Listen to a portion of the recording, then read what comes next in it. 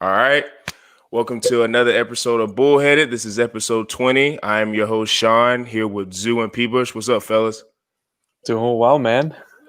I don't know, man. It was a rough week of fantasy football, man. Dude, that's my mood of my weeks, man. Not gonna lie, man. I took a fat L. I lost by 3 points in the home league. That one stung a little. TV12, the GOAT, almost got me one more tutty for the win. We got stopped at that 4th and 1. Kicked the field goal, and it was all over. Dude, he was this close, man. He was right there, man. He almost got 20 points and a half. I was like, man, that would be such a sweet, sweet victory. Monday Night Football. But catching that L, man, being 500 is not a fun week, man. Not a fun week. No. Yeah. Listen, well, I have no room to talk fantasy. So every time you guys start talking fantasy, I let you guys rock with it because it's just not been a good year for me. Hopefully I can get a dub against Zoo this weekend, but probably not. Good luck, AP. Oh, he ain't doing nothing. We will be transitioning into basketball talk because in a couple of weeks, the NBA draft will be starting. And it's a lot of – there's a lot of people saying it's a down draft. But for me, just looking at a couple players, just a lot of big names and a lot of players that could go in the first, 5 picks. LaMelo Ball, we've known about him since a teenager. Anthony Edwards, big combo guard, recently got compared to D Wade. I don't know about that, but it's a lot of high praise. But I'm going to ask the guys who are their top 5 players in this NBA draft. And P-Bush, I'm going to start with you. All right, Sean. This one's tough. Like you said, it's kind of a mixed year. I wouldn't say there's really a standout candidate. I know a lot of people early on kind of had LaMelo Ball coming through, but it's kind of like he's got that little, not as much, but he's got the Zion marketing to him a little bit. When it comes to the draft, he's probably the most well-known player. But if I'm starting off number 1, I'm going Anthony Edwards from Georgia, man. 6'5", 225. This man is an athletic beast. He can slash. This kid, I don't even know if D Wade is a comparison for him, but there's a lot of people that might consider him more of like a better Andrew Wiggins type player. This guy does have a pretty sneaky jump shot from what I've seen. A lot of people are. I like his form. He's got solid form. He's got something to work with, and I'd say his mid range is pretty damn good. Obviously, in this current day NBA, your 3-point game is huge, especially if you're a 6'5" combo guard, small forward type player. I feel like he does have the build. And I don't know if you agree with me, Zoo, but he could probably guard the small forward position. Obviously, probably not the LeBron James. I don't think anybody. I think except he can. Maybe Kawhi. You think he can? I think he can. He has defensive upside when he puts his mind to it. I said it. What? This guy could be Tony Allen on the defensive end. 6'5", 220, 6'9" wingspan, long ass arms. This guy's got the built, the physicality, and the aggressiveness to being an all-NBA defensive player. He's just got to put his mind to it. But he's not gonna be stopping LeBron anytime soon. He's not gonna be stopping LeBron. Arguing on this side, but he could be a Tony Allen defensive stopper. He can. Yeah, he could be. If he's gonna have to. Now, if he goes to the Timberwolves, that's a different story. Who knows there? But he's my number 1 player right now. Number 2, and I wouldn't say the rest of them are in any order, but I'm going to bring up LaMelo Ball. This guy's 6'7" point guard, man. You don't see that type of length at the point guard position anymore. As a true point guard, not necessarily like a LeBron James who can bring up the ball. Heck, even Jokic was bringing up the ball for the Nuggets a couple times there, and he's a 7-footer. But look, LaMelo, he's got insane handles. He can arguably pass the ball better than Lonzo Ball, in my opinion. I think he'll end up being better than his brother. He does have that marketing ability. He's got some serious professional, experience, having played overseas. I'm interested to see what he does with his jump shot, because that is, you want to talk about going from decent form with Edwards, ugly form with LaMelo Ball, chicken wings, man. He got chicken wings, just like man. his brother. Just like his brother. Oh, he must have just learned it from watching his big brother, man, because that is going to have to be fixed or perfected. He could have an ugly jump shot. Everyone knows. Michael Redd, man. Remember back on the Bucks, man? He had an ugly jump shot, but he got the catapult, man. He had the catapult. So, it's possible for LaMelo to hone his skills in my opinion, especially with his jumper. But that size is going to draw any team, and especially in the lottery with, whichever team ends up taking him, they're probably struggling. Besides the Warriors, we're going to set that aside. They're going to want that marketing ability, and I think that picking LaMelo Ball will give them that. I totally agree, man. I totally agree with LaMelo Ball. Obviously, Anthony Edwards for me. Dude, I've been watching interviews about Anthony Edwards. This guy's got the charisma.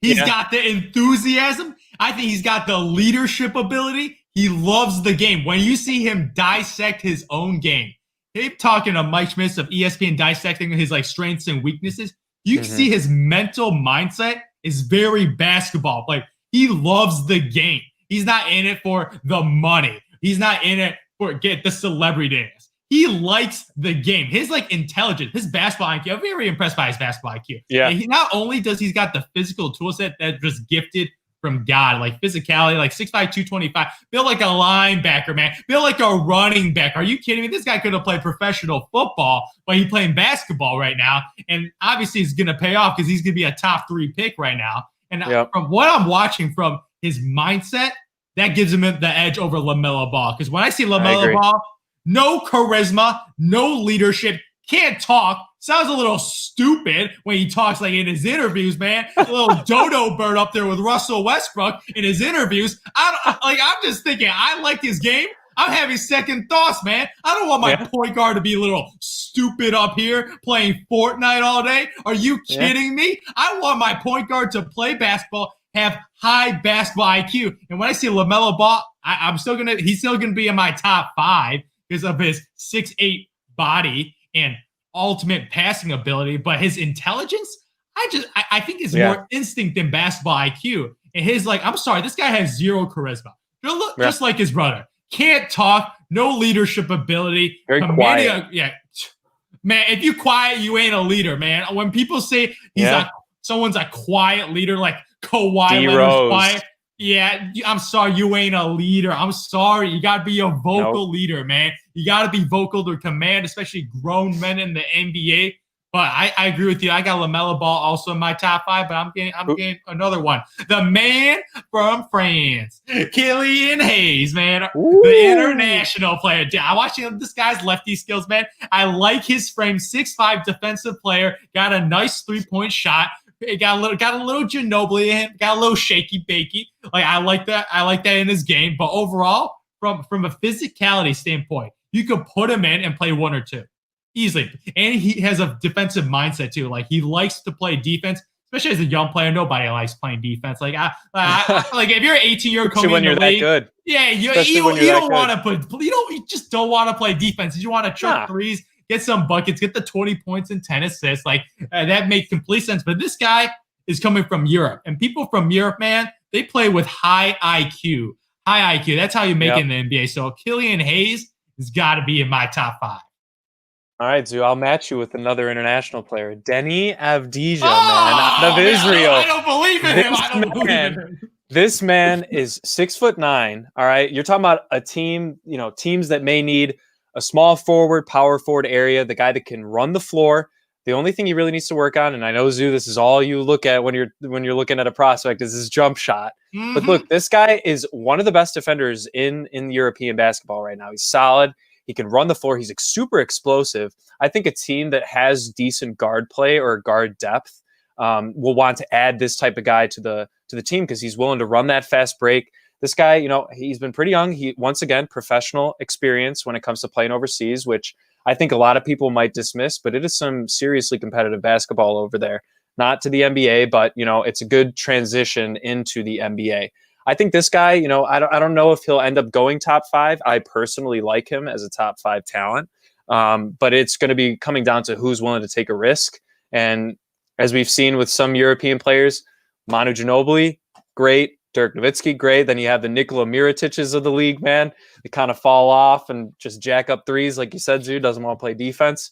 I think this guy will end up stepping up on both sides of the court. He just got to work on his jumper a bit. Yeah, Deni, do you know who I see? A hobo version of Hedo Turkoglu.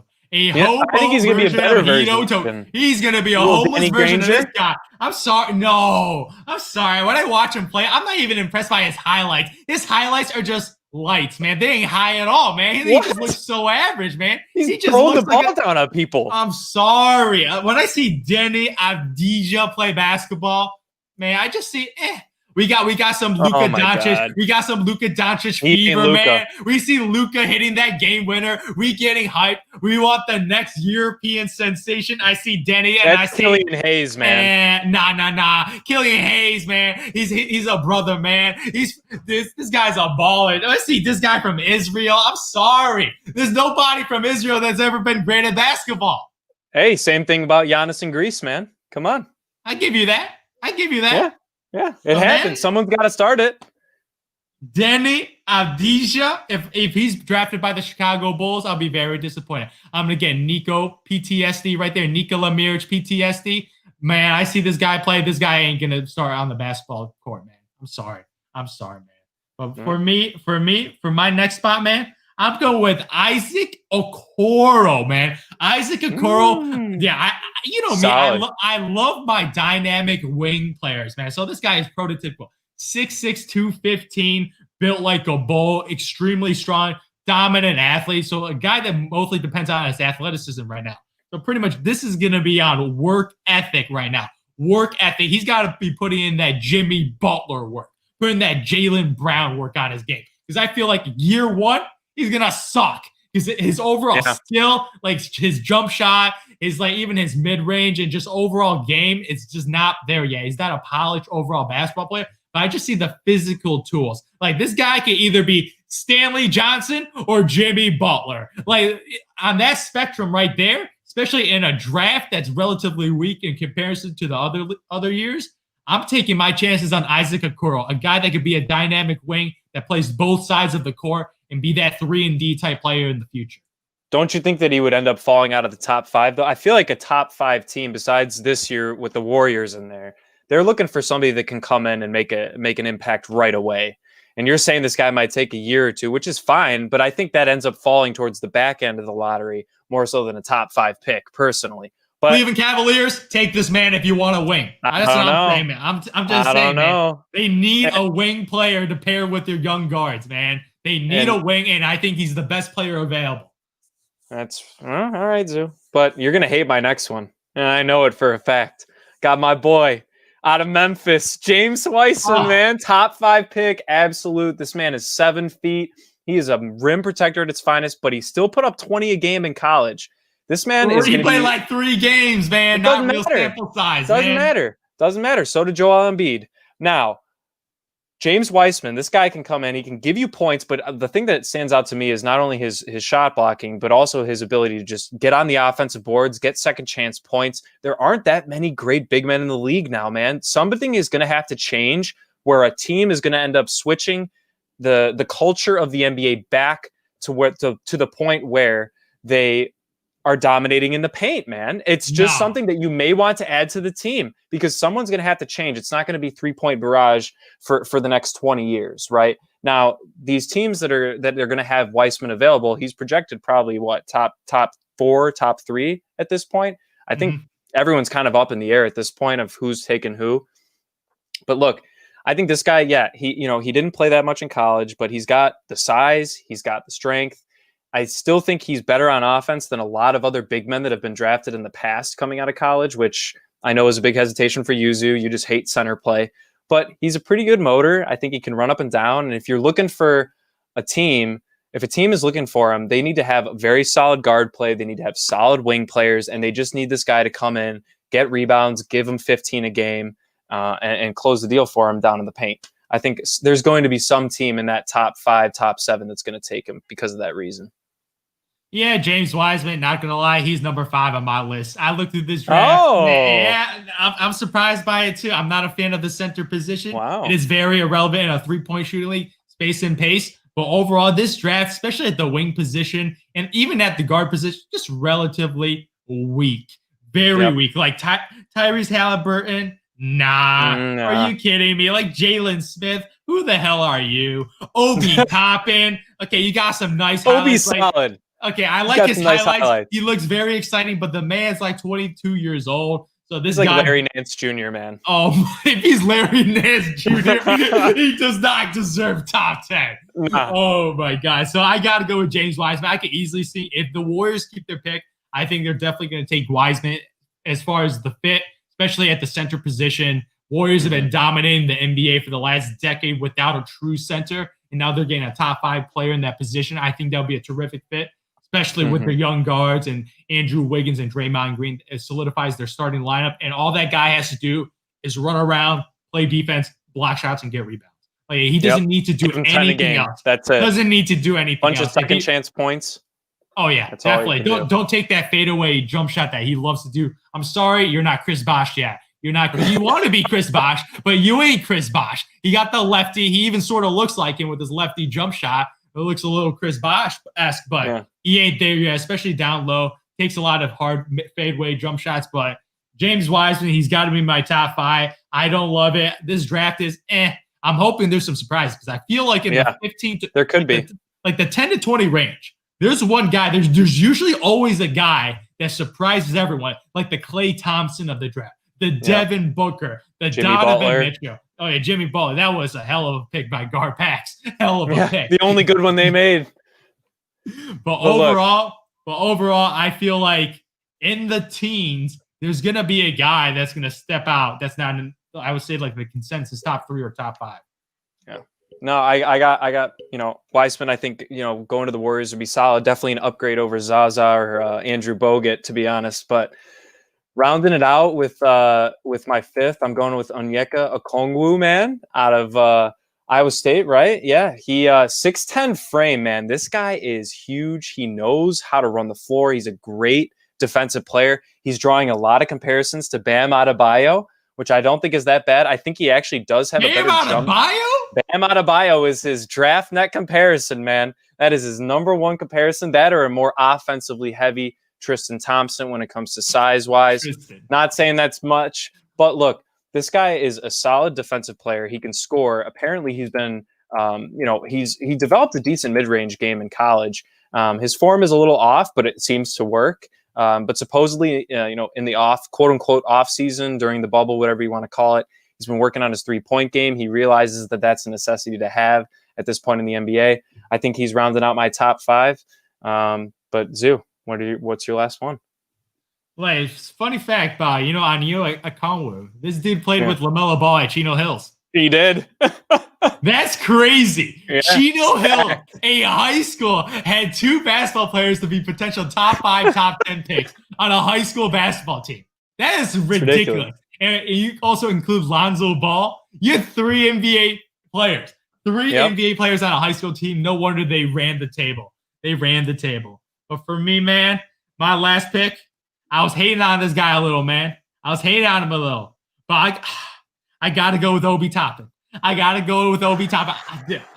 like that at first. Wow. Seeing him, he just looks like an athletic freak, man. This guy just looks like an athletic freak, great dunker. But I dived in a little deeper in the numbers. This guy's a 40% 3-point shooter. Mm-hmm. This guy's a good shooter. He's not bad. Yeah, I'm just like, as a stretch 4, I think he could be because as a small forward, I don't think he can guard nobody as a small forward. Like, these wing players are too fast for him, man. He got slow feet. So pretty much I could see him as a stretch 4 playing that athlete as like a Rashard Lewis type guy. A stretch 4, a little undersized, great athlete. I don't know how he could develop his defensive game because of the lack of lateral quickness. His defense is looking a little like Carlos Boozer out there. Slow feet, only could yell for defense. But overall, Obi Toppin, even though I don't like the age, because I'm not a fan of older basketball players. So obviously, if you're an older basketball player, you're dominating against guys that are 2 years, 3 years older. Right. You should dominate. You're in your man's. He's in a man's body, 6'9", 220. He's fully built. He's all grown out. So from that, I could see a team just taking him as a safe pick. If they see a guy with upside but could bust, obviously, and people try to protect their jobs, get Obi Toppin. He's a nice solid. I can see him getting 10 points a game for his career. Just a nice role player, but nothing special, nothing to be too excited about. But as for him, man, go with Obi Toppin. Dang. Man. But I'm not gonna lie though, this draft is a little mediocre. It's not. As we're talking through it, I'm just kind of like, man, no standouts really, except for maybe Edwards, and if you want to take the risk on LaMelo. But Wiseman, you haven't really seen him play that much. Okongwu, he might be just a little iffy on a star status. I don't know. I see Onyeka Okongwu, and I think Hashim Dabi. I'm sorry. Man. I get PTSD. Oh my god. Yeah, I'm sorry. There's some guys, I see players, they just look like each other. They have like the similar frame, defensive guy, good athlete, and it turns out to be the biggest scrub in basketball I've ever seen in my entire life. I was going to say maybe Julius Randle. Oh, no, Julius Randle's very skilled. Julius Randle's very skilled basketball. Very like Hasheem Thabeet was just drafted because he was tall. And he got got like 4 blocks, 5 blocks for UConn. But I'm sorry, these big guys. Anthony Edwards, that's who I wanted the Bulls. I changed my mind. I changed from LaMelo Ball to Anthony Edwards. Anthony Edwards, I feel like this guy could be a franchise-changing player now. As a 6'5" guy. Come on, Chicago Bulls, man. I hope they pull off I hope they pull it off, or I hope he falls, because I don't think he's going to fall. Yeah, he's definitely not falling. Edwards, I think, is a consensus guy who I think everyone should see as like the number 1 pick. But speaking of picks, we're going to get into the guys' I guess, choices of who they would take in their top 5.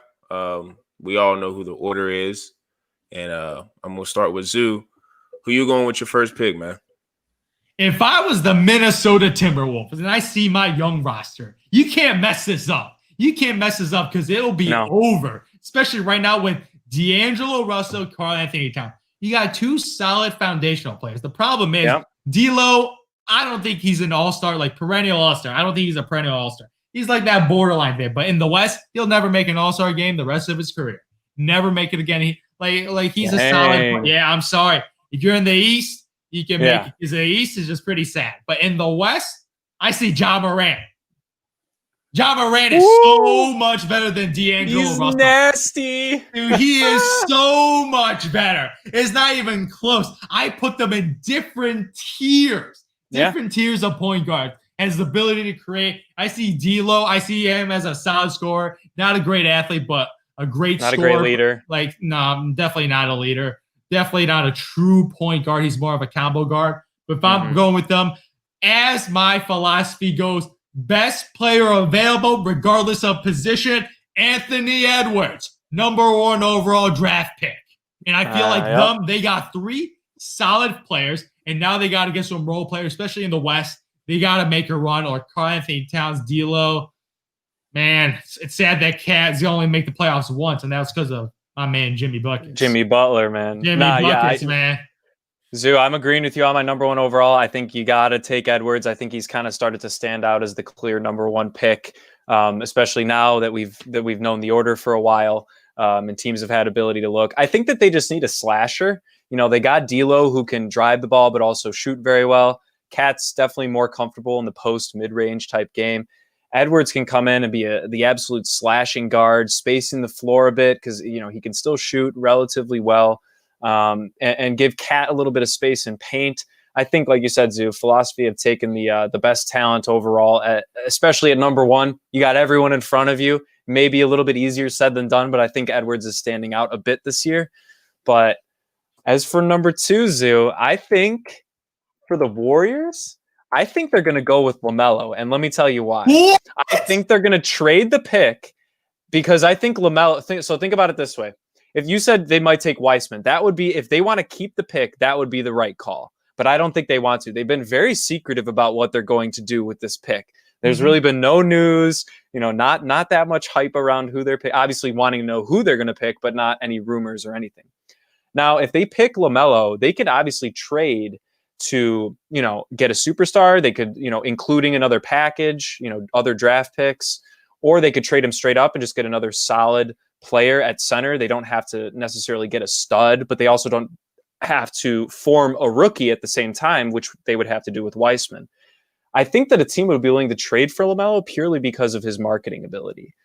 He's going to be a good player, and he got a nice shoe foundation from Puma. He got a nice exactly right. So he's going to bring in ticket sales, and obviously, you know, this is something that we can get into later with the return of the NBA timing wise. But if they want to bring in fans, bring in hype, you know, I don't have a team off the top of my head that could possibly make a trade. But I think if the Warriors are planning to trade that pick, LaMelo is the guy they should take over. But if they end up wanting to keep and hold their pick, then I think Weissman should go number 2 overall to the Warriors. Yeah, I agree. I think they're going to take James Wiseman if they had to make the pick. I think making a trade this year is going to be pretty hard right now. especially with like the financial uncertainty. Who wants to take a second round or a second overall pick? That's a hefty contract, actually. It's a lot, man. Especially with transactions right now. I feel like a lot of NBA teams are going to do salary cap relief trades as far as just dumping salary, especially for this year. So pulling off a trade, I think right now in this market is going to be pretty tough. But I think James Wiseman overall, as I said, center position, Zaza Pachulia, are you kidding me? James Wiseman is going to be a better player day one in the NBA, especially solidifying that front court. I think the Warriors this year, man, I know that's your pick to get out the West, man. Sure. They are going to be nasty, man. They're going to be scary.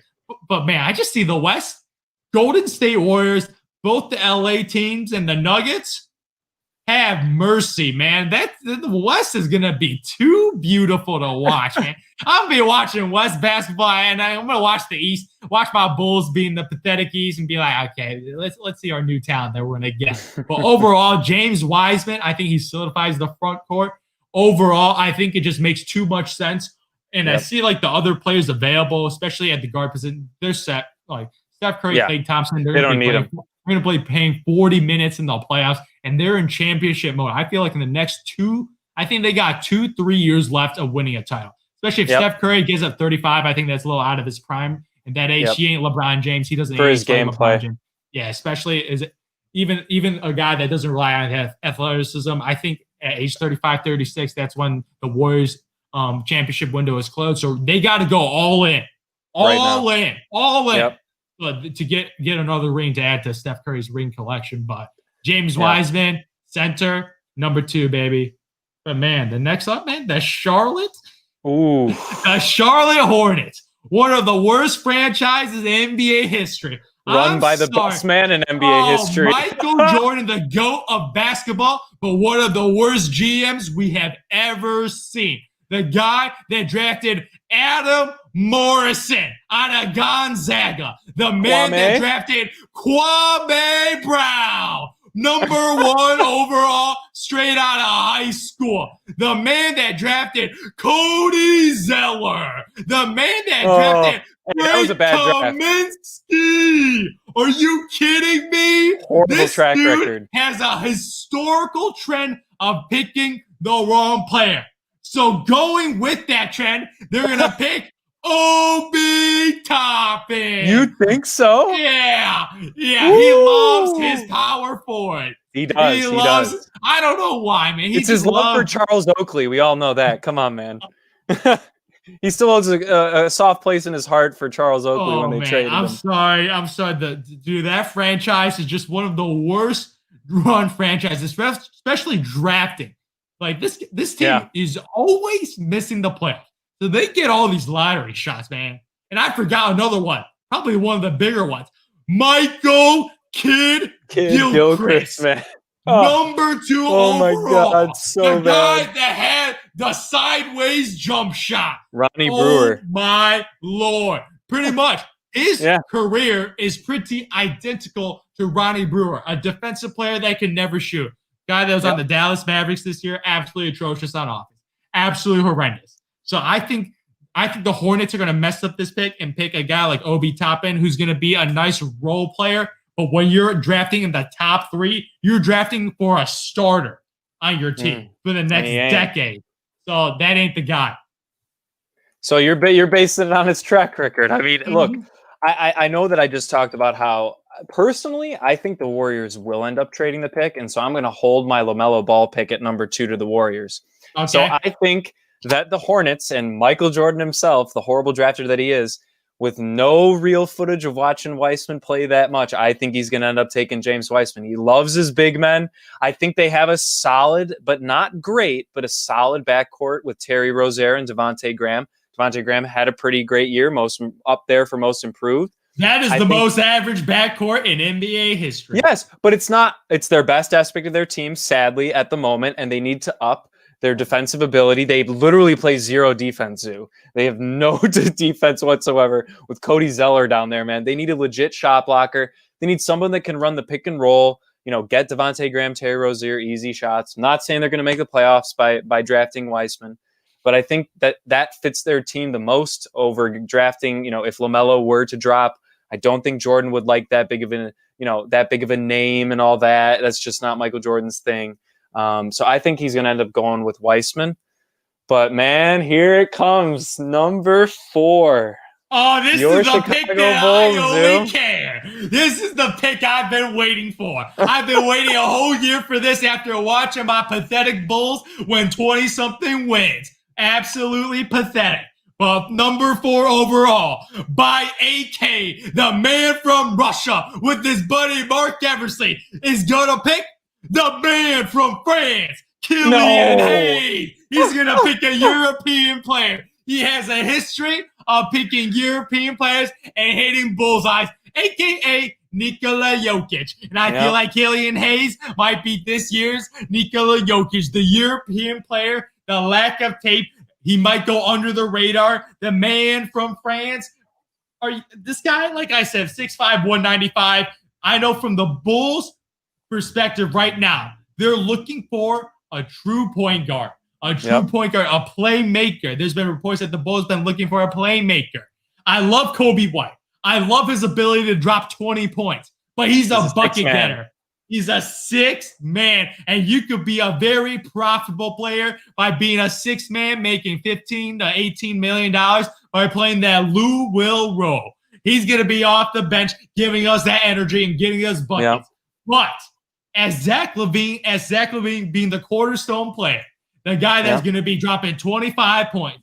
Defense ain't on his mind. He's going to be he's going to be the number 1 option. He's going to be the shot creator and the passer for his team to try to get teammates open. So he needs a traditional point guard that can play defense. Number 1, he's got to play defense because on the other side there's going to be a Dame Doll, a Kyrie Irving. There's going to be one of these explosive point guards. A Ja Morant going to be dropping 20 points on you. So to lay off that, to make Zach LaVine play against the scrubby player on offense, let him chill on defense, you need a Killian Hayes, a rookie, fresh legs, 6'5", 195. I think AK is going to select this man for this Bulls franchise. And I'm hoping he hits. I'm hoping he's the franchise point guard. I've been waiting since my man D Rose tore his ACL. I've been waiting. The rebuild. It's been almost half a decade, man.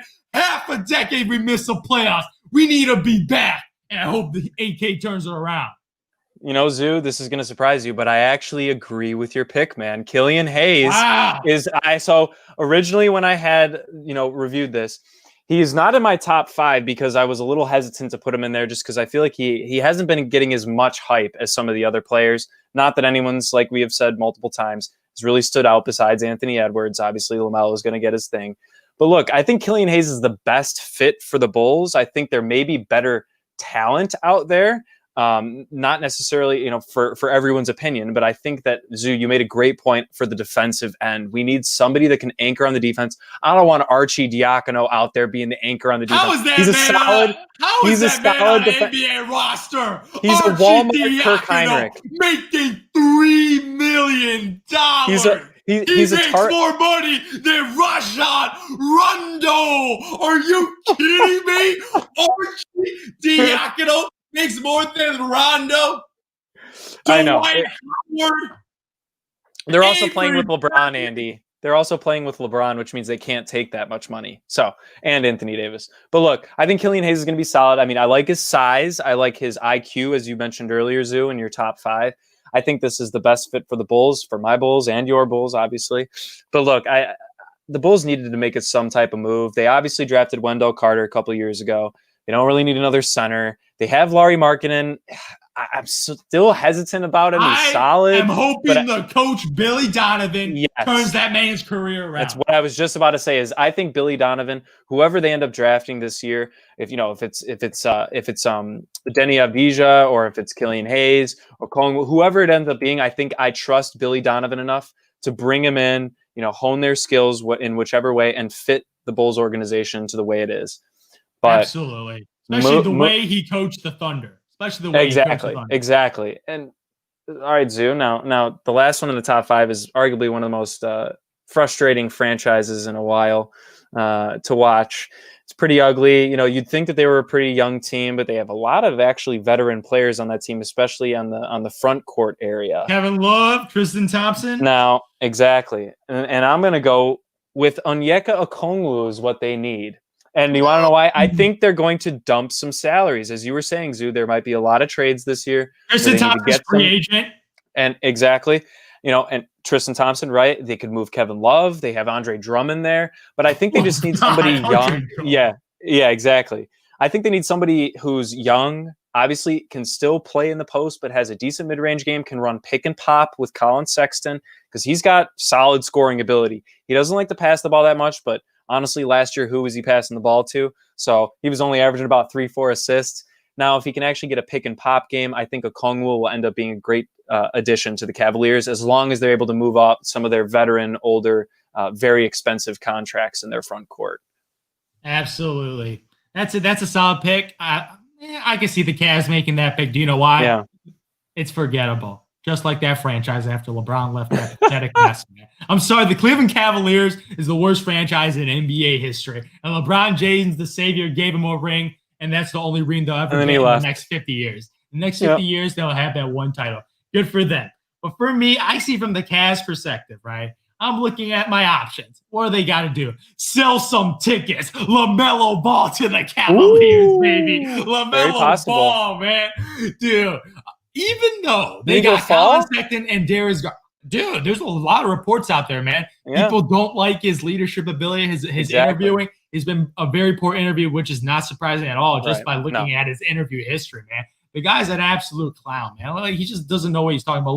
Like I said, he's a little stupid, man. He's a little stupid that's been gifted the game of basketball. So he's going to benefit from that. But the Cleveland Cavaliers, that's where I see the last Ball brother going, man. I'm sorry. It's going to be a sad day, man.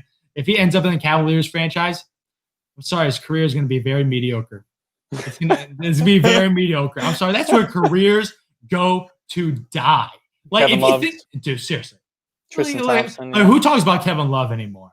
Nobody. I forgot about him. Nobody, man. He's only 31. Do you know how he gets on TV or gets on video? Goes on the JJ Redick podcast and talk about LeBron James. That's what he has to do to get some mainstream attention. Do you know how Tristan Thompson gets some mainstream attention? Go on Fox Sports 1 and talk about LeBron James and talk about the good old times on the Cavaliers 2016 year. That's how they get attention. That's how they're getting attention. The only way. Right now, that's the only way. And I completely forgot about Andre Drummond, man. Yeah. What the hell were they thinking? Andre Drummond, Kevin Love, two bigs, wrong era. It's the wrong era, man. I'm sorry. The wrong era. Andre Drummond in the 1970s would have been a beast. Would have been an absolute monster. Would have been the second coming, man. Like the guy was 7 foot, 280. Like, he would be an absolute beast. But in the wrong era, can't hit free throws, absolute atrocious jump shot, no mid-range, just hasn't developed his game at all. Pretty much the same guy in Detroit. So overall, that sad franchise could really use some excitement. He'll bring some excitement, but with that franchise, it's over. I forgot about another guy, Larry Nance. Larry Nance is on it, yeah. Exactly. They have a lot of just height there that doesn't make sense. And Colin Sexton, I mean, he usually passing to Jordan Clarkson. He's got Jordan Clarkson there too. That's pretty much it, man. They need to add some talent, just some quickness, some athleticism, something fun, because it just seems like such a dismal place to like go play basketball, man. Who wants to vacation in Cleveland, as Joakim Noah famously said. Oh my God. They had 19 wins last year. So bad. Yeah. That is pretty.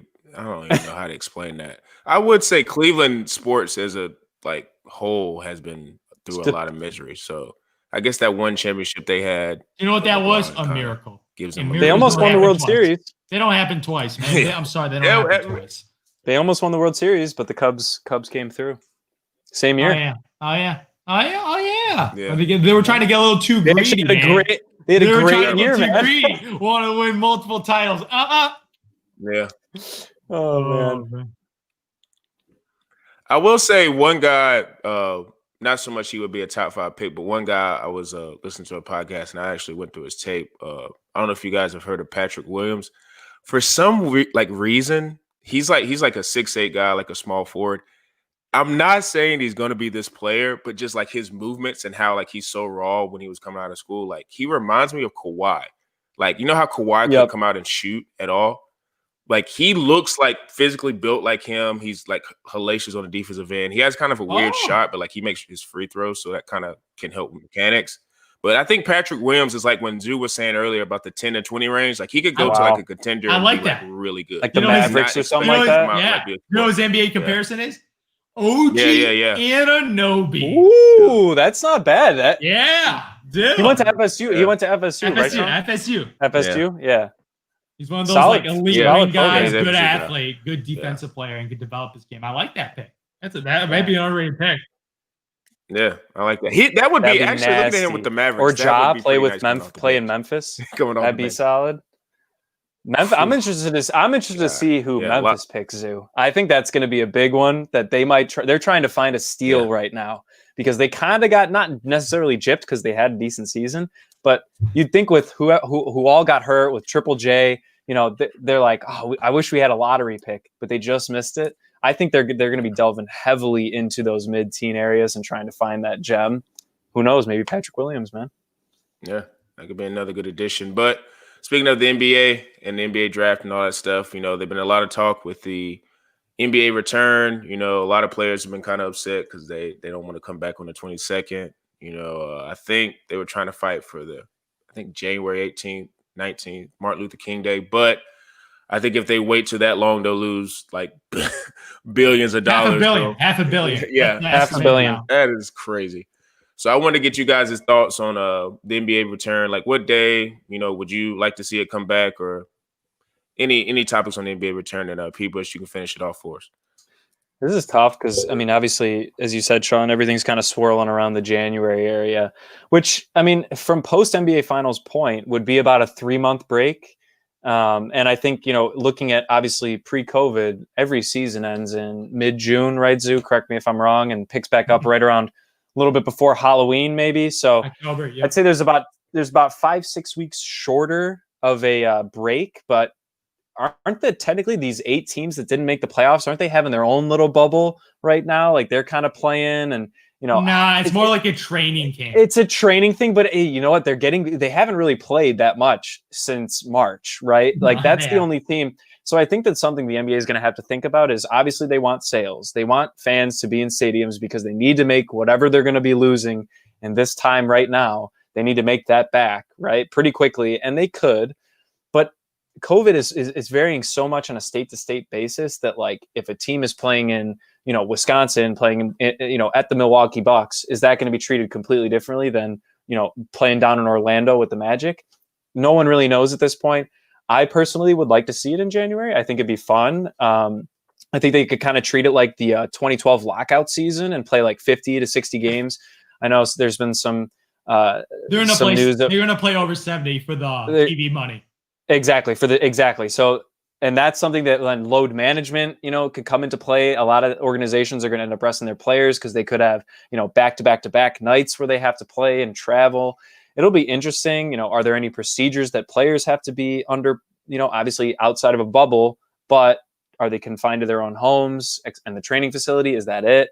It's something to keep an eye out on because I think, as we've seen past couple months and almost a year now, things are ever changing. So I would personally like to see January, but I could see them, you know, at that point, not allowing fans in the stadiums until, you know, maybe playoff time. Bring basketball back, baby, as soon as possible. December 22nd, Let's get it on. LeBron James, suck it up. You got a ring. You're making over $30 billion. You're a $1 billion athlete. You spent $2 million on your body. Suck it up. You're the greatest player of this generation. Suck it up. Go for the back-to-back titles, Ryan. Let's go. If you want to take load management, take a day off, whatever, do whatever you got. He already does that. I got no sympathy for a guy that's won a ring in his last year, man. In the last year. And made $30 million. Yeah, dude. No sympathy at all. Miami, suck it up. I know they love playing basketball. Suck it up. Okay, Denver Nuggets, they're ready to ball. They want to redeem themselves after playing against the Lakers and losing in 5. Dude, the Celtics are ready to play too. They're ready for redemption. NBA basketball needs to come back as soon as possible, especially for those 8 teams. Those 8, man? That's the disgraceful 8 of the NBA right now. The disgraceful 8 of some of the worst basketball teams in NBA history. Are you kidding me? They need to come back to get their young players back, especially my Chicago Bulls. Let's go, baby. Yep. I'm ready for the Bulls to come back. I'm even ready for some of the bad teams to come back to see if they can make a comeback. Phoenix Suns, man. Oh, they look good. Yeah, they look good, they look man. Good, man. Devin Booker. Once again, good, man. They're in the West, man. So I don't see it happening. Well, look, Zoo, do you think that they would have to bubble again if they started in December? No bubble. NFL is not playing with no bubble, and it's still progressing. Even though they got positive testing, the games are still progressing. Yeah, you see those 49ers? 13 players on IR, and then they added another 6 to the COVID list or something like that. Wow. There's things always happening, man. That's crazy. But I feel like the NBA can pull it off, especially with less than 15 players on a roster. Like, I think it's not that hard. Just following proper protocol. Even though one player, even two players getting COVID, I think they could even like delay games, even if they have to. Especially building the schedule for like COVID scenarios. But as soon as possible, I need my B-ball back. I'm loving football, but I need my basketball. I need my basketball back, man. I need it back. Do you think they'll have fans right away, Zoo, or do you think they'll maybe give it a couple weeks? I don't think. I think they'll hold off. But I feel like if they could do limited fans, like what the NFL is doing. Just start with space out friends the and fans. family, maybe. Yeah, especially like having groups of chunks of people in the arena. I feel like that's safe. That's safe enough, especially in an environment when the stadium can fill 20,000 people. If you have like less than like 500, 1,000 people, I don't think that'd be no issues. So if they do the proper protocols to get some extra revenue for the owners and the players, like do what you've got to do, because man, they lost a lot of money, man.